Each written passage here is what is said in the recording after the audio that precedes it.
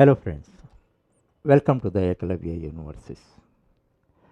Today we are taking up the chapter number 5 in CCZ, C chapter zone. This is more about IO functions. Actually, in the chapter 1 and 2, I have introduced IO functions, that is scanf for inputting data and printf for outputting data. And we worked out several programs on them, and you could understand the real functionalities of scanf and printf. Without using the two functions, we don't perform any program, we don't write any program. Actually, you have to understand one concept. Any system you take, it may be human system or computer system or otherwise some other mechanical system. Any system perform three basic operations. They are I, P, O. I represents input, P represents process, O represents output. Let us take, for example, the human system. Now, you fed an input to your brain 4 plus 5. Now, 4 and 5 are two data items, and plus is an instruction. Add, it is an instruction. So, these elements you entered into the brain, that is input. In turn, your brain process this one and it generates the result 9. Generates the result 9 by processing, and it communicates to you. Then you will know what is the output of this. Of course, this is a simple operation. A bigger operation also, the procedure is same. So, your brain mainly perform three basic operations: input, process and output.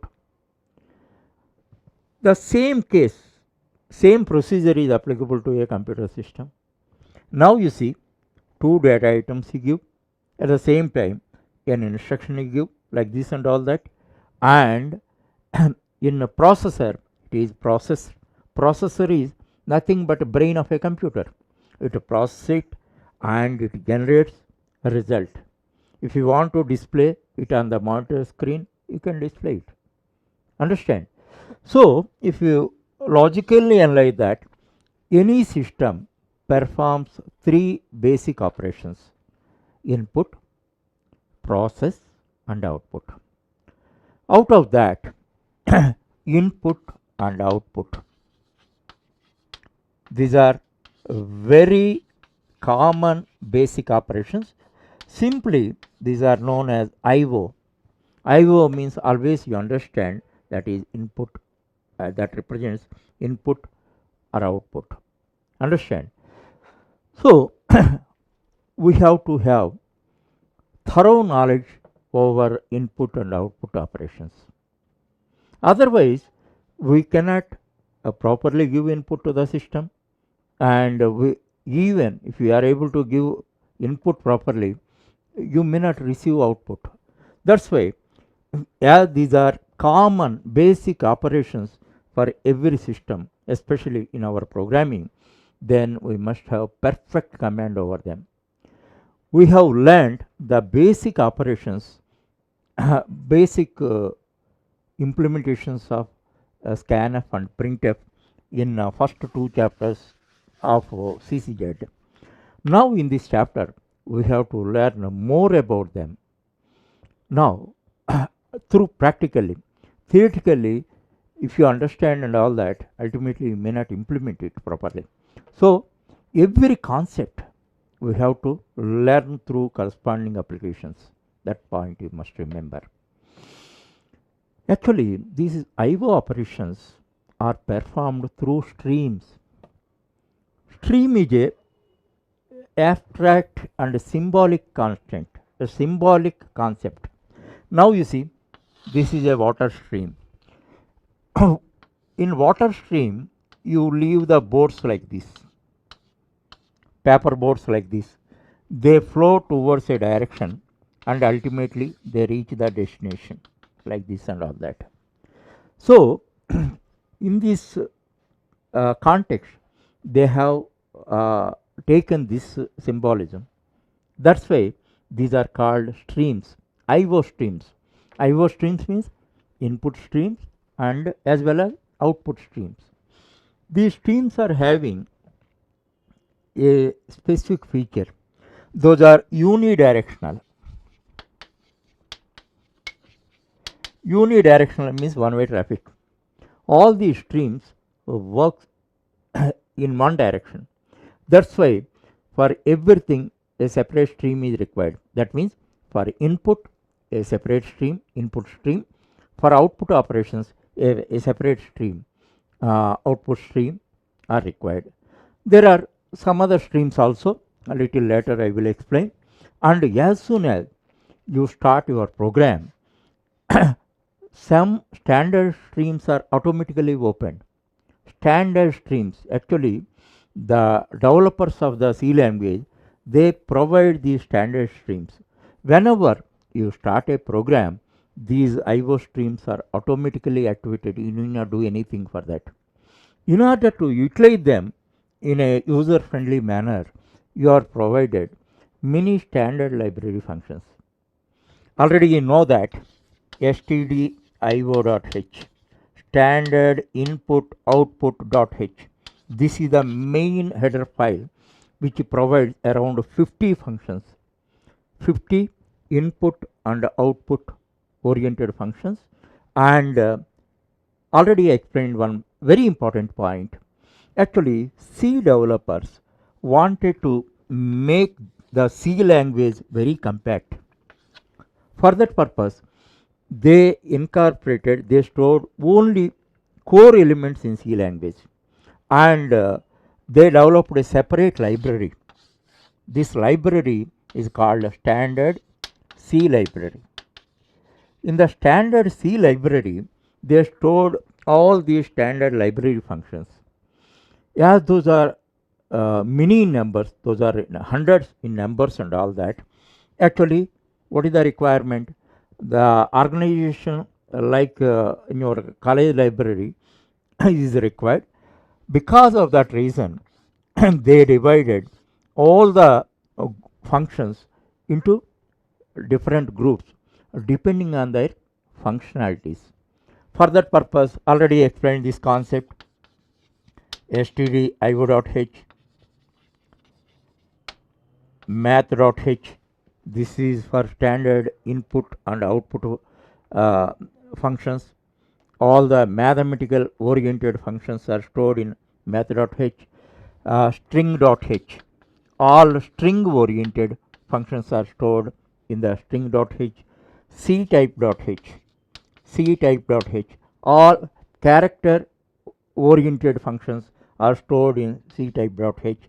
time.h, all time oriented functions are stored in time.h. In this manner, hundreds of functions are classified into fewer groups depending on their functionalities.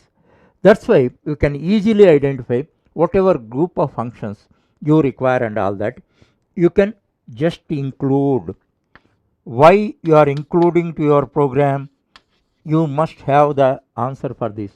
Actually, library, standard C library is meant for the C language, but it is not part of the C language.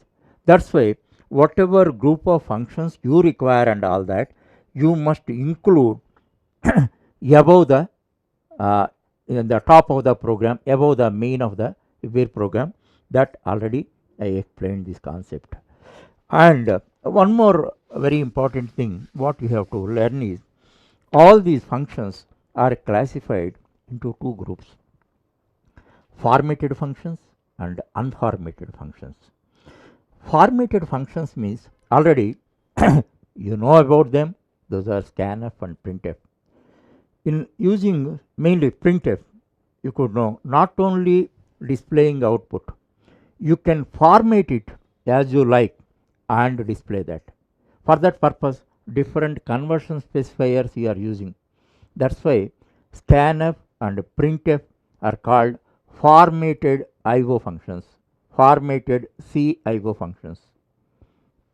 The second group of functions are unformatted functions. Unformatted functions mainly deal with individual characters or with the strings. For them, just they take input and they output the data. No formations are possible. For that, example is get ch, put ch. These are get ch is meant for inputting data and put ch is meant for displaying data, outputting data. Now, get s, get s, it is meant for inputting string, and put s, it is meant for outputting a string. Understand? In this context, I have to tell you about get and put. Wherever get comes, it represents input, put represents output. This convention always you follow, then there will be no confusion. Don't go by meanings and all that. Get for input, put for output. So, get ch for a single character, for inputting a single character, put ch for outputting a single character. The same way, get s for reading a string and put s for writing a string. But using this, we cannot make any formations.